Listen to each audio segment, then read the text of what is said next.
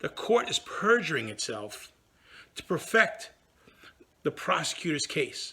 By them lying about her proper position, that tells me they knew that they were doing something wrong. That's what pissed me off. Don't just pay that ticket. Go to attackthatticket.com or call today, 877-99-NO-TICKS.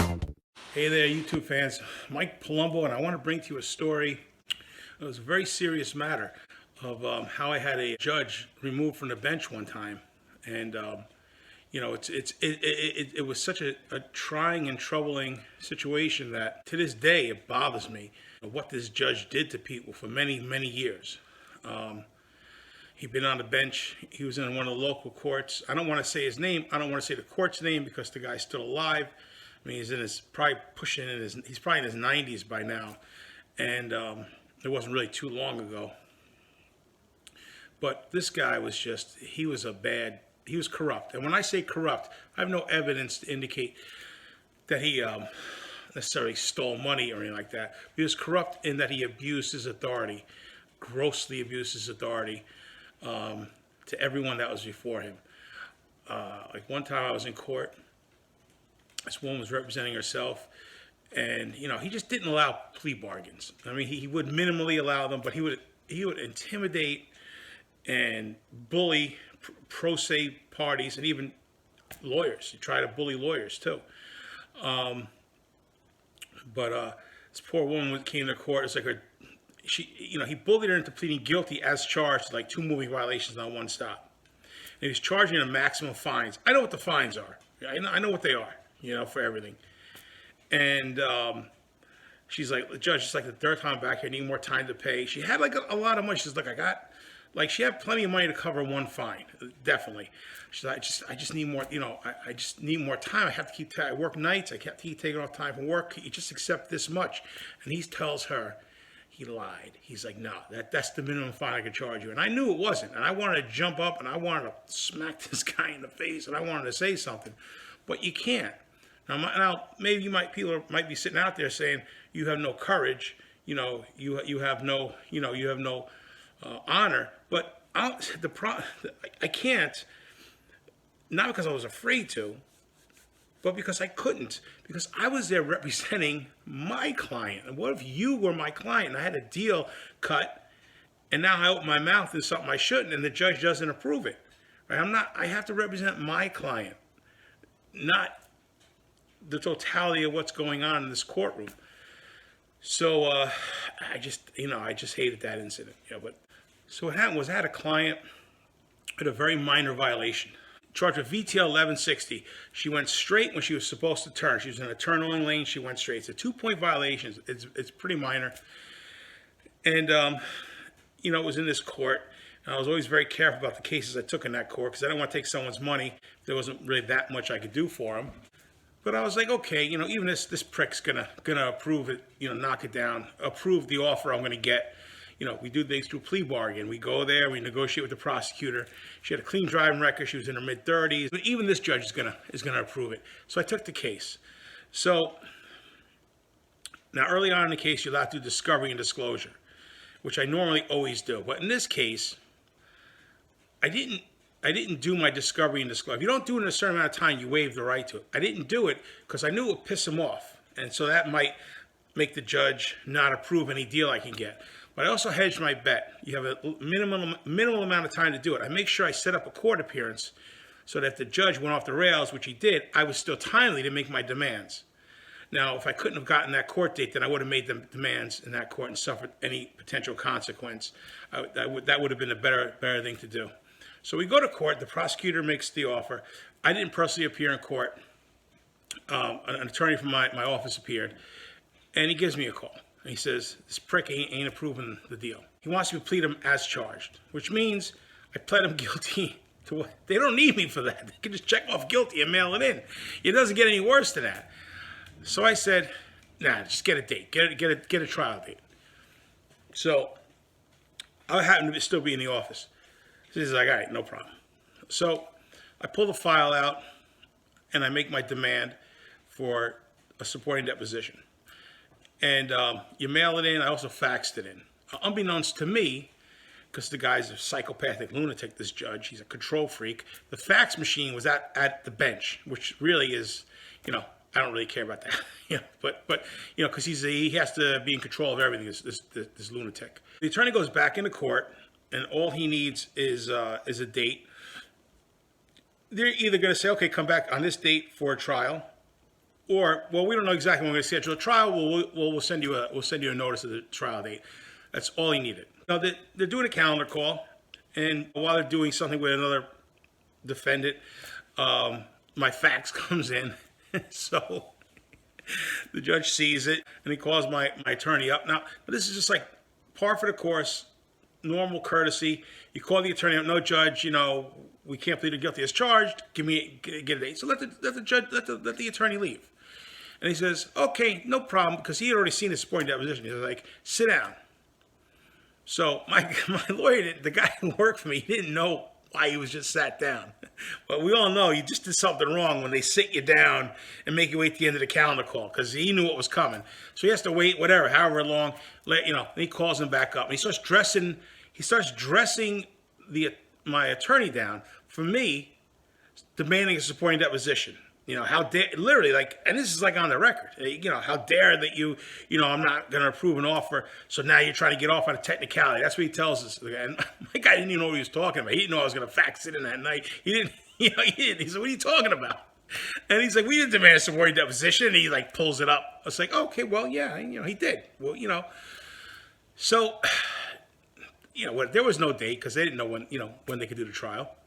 So now, the criminal procedure law mandates that the court, I have to make my demand of the court.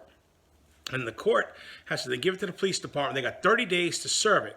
The police department has to serve it, not the court. They can't serve it under the statute, under the law, because then the court is undertaking an executive function.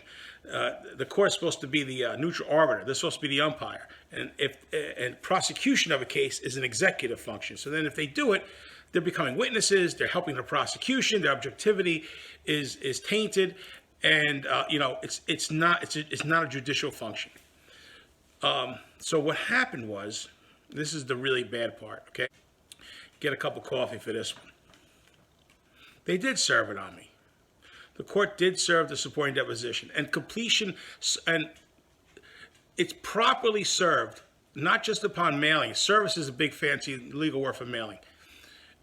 Not just upon the cop mailing it to me, then he has to file an affidavit of service with the court, basically make a sworn statement saying, on this date and time, I mailed it to them. And he has to file it with the court. Within the 30-day time frame, they have to serve it on me. So everything has to be done, perfected within 30 days. So now the court served it on me. Now, oftentimes, this is actually a common thing. These courts, they don't know that the clerks, they don't really know that they're not supposed to do it. A lot of times the supporting deposition is auto-generated with the ticket, so it's already there in the courthouse. So the clerks just send it out. They don't know what the law is. They're not trying to do anything underhanded. They just mail it out to you, right? But what they did was they included an affidavit of service because they knew I was going to look for it. Okay. Now, this affidavit of service was on a form. It was a copy of a copy of a copy of a copy. Back in the day before computers, you remember you had a form and you copy it for you youngins. You probably don't remember all that sort of stuff. But these two, the clerk in that court and the judge, were like ancient. And if I can say they were ancient, believe it, they were in their 80s. All right. It was so now having a copy of a copy of a copy of a copy, and you fill in the blank. Certain the particular information that tells me that this is what they do. Like they do this as systemically. Okay, fine. But it said and it had the court clerk's name, whatever her name was, I can't remember, Joan Smith, am an employee of the blank police department. So she holds herself out as an employee of the police department. And I served this supporting deposition upon, Palumbo and Associates, blah, blah, blah. I'm like, you got to be kidding me. Not only are they perfecting the people's case for them, but they're lying about. The court, okay? Let me explain to you what this is. The court is perjuring itself to perfect the prosecutor's case.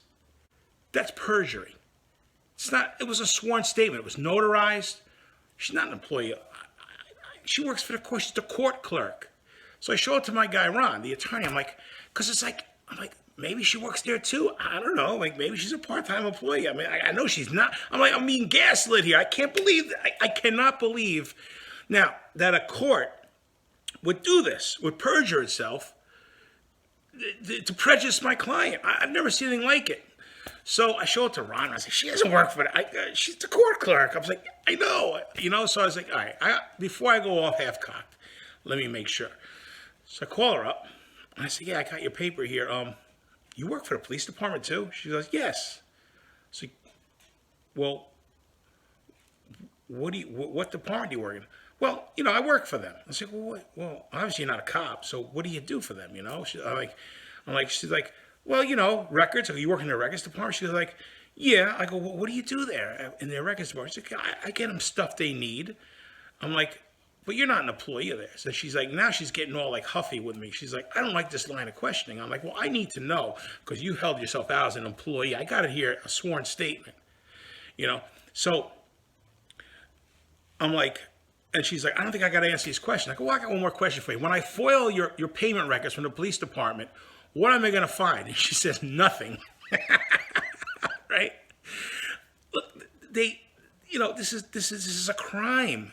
This is a crime. The court perjured itself in a case against a defendant before it. So she says, the judge is here.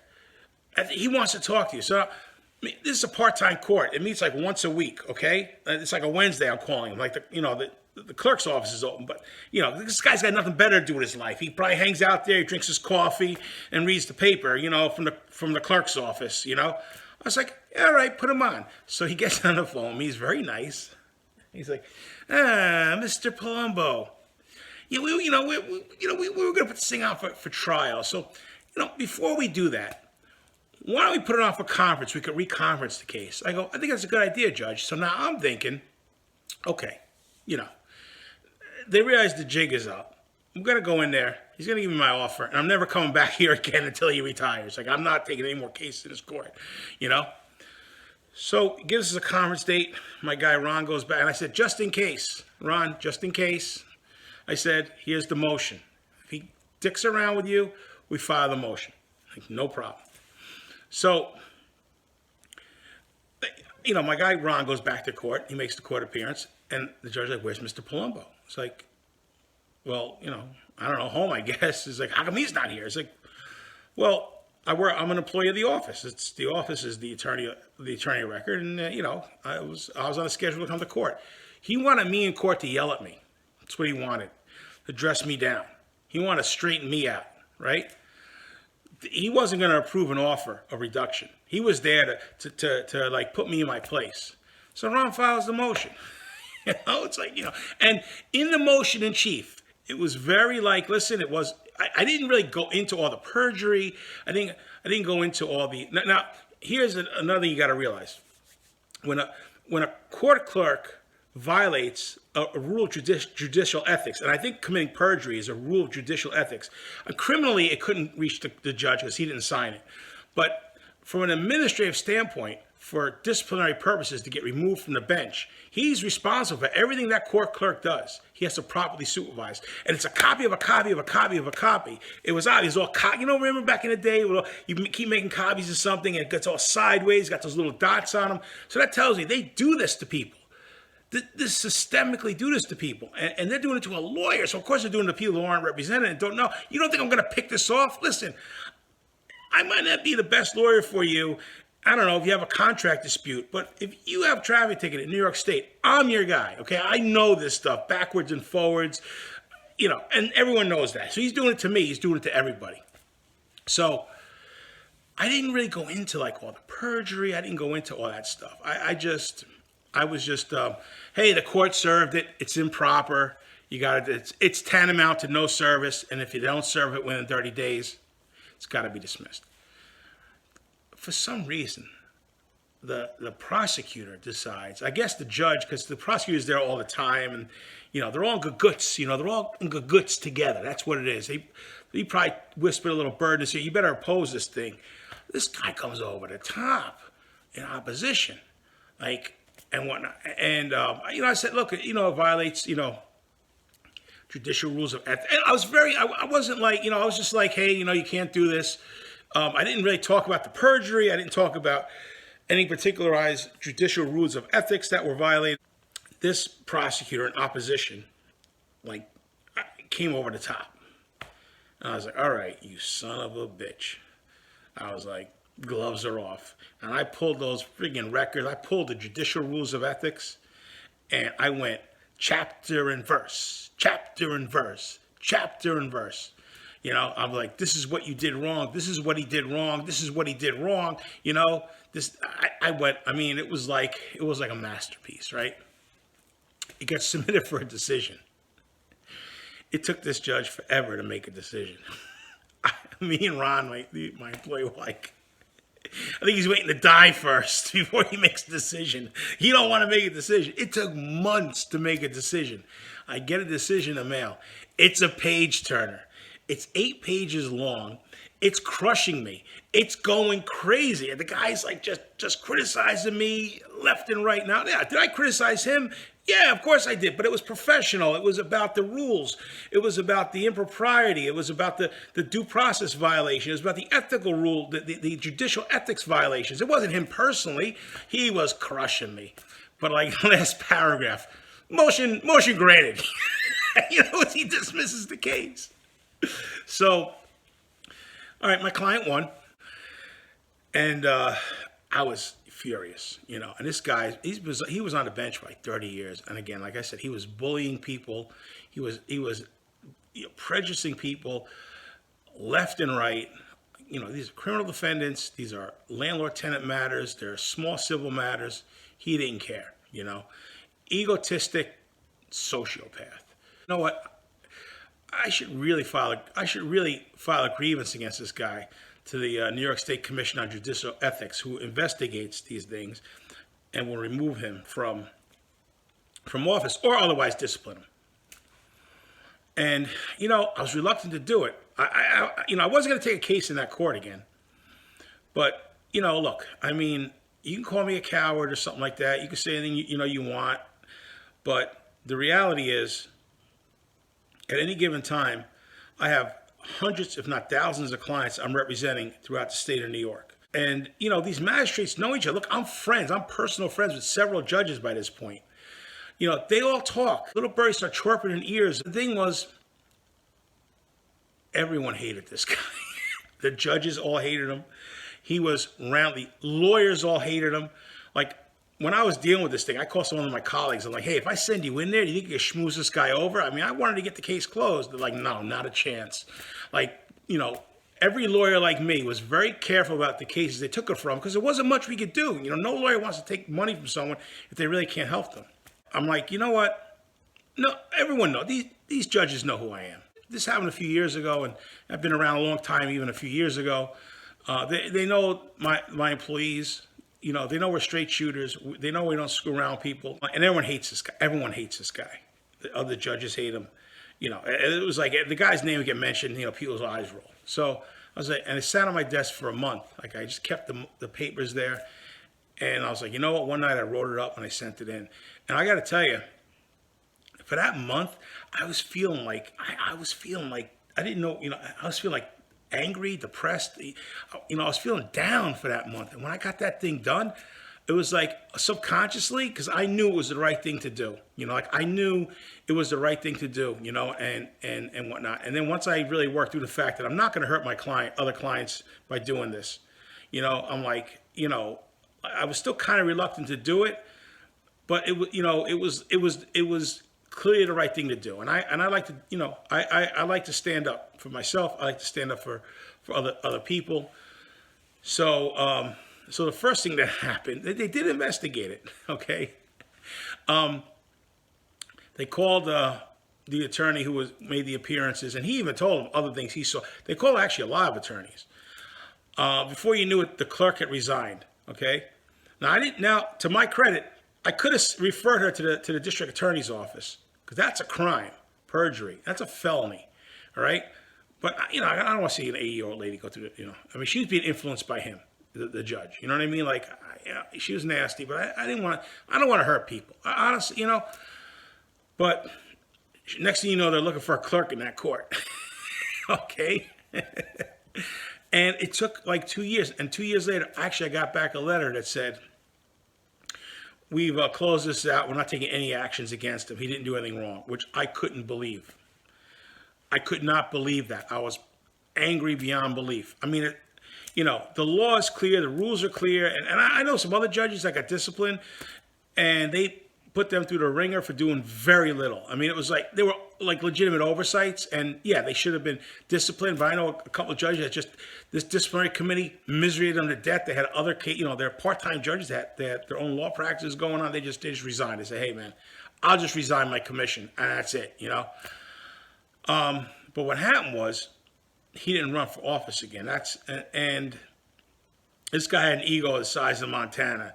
That's stupid. I mean, he was retired from his real work like 20 years ago, right? He didn't need that job.